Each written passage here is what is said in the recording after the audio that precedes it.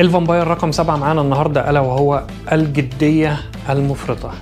شباب، ما تاخدش الحياة على صدرك زي ما بيقولوا، لازم تلاقي وقت ان انت تلعب. في فيلسوف قال احنا ما بطلناش لعب عشان كبرنا، احنا كبرنا عشان بطلنا لعب. لازم تلاقي وقت بحيث ان انت تلعب. الحياة بدون لعب وانبساط ليست حياة، اللعب بيدينا طاقة. فما تاخدش الحياة بجدية وتبقى دايما متعصب ودايما عندك الاوفر ثينكينج. وان شاء الله هعمل فيديو عن الاوفر ثينكينج. دايما قلقان ودايما بتفكر كتير، الشغل، البيت، الأسرة، اللي لا لا لا لا، تشيل، اهدى. الحياة مش محتاجة الجدية المفرطة. الجدية المفرطة ممكن تؤدي لأمراض انت في غنى عنها. ان شاء الله بإذن الله تبتدي تعمل خطة بحيث ان انت تخصص وقت تلعب فيه.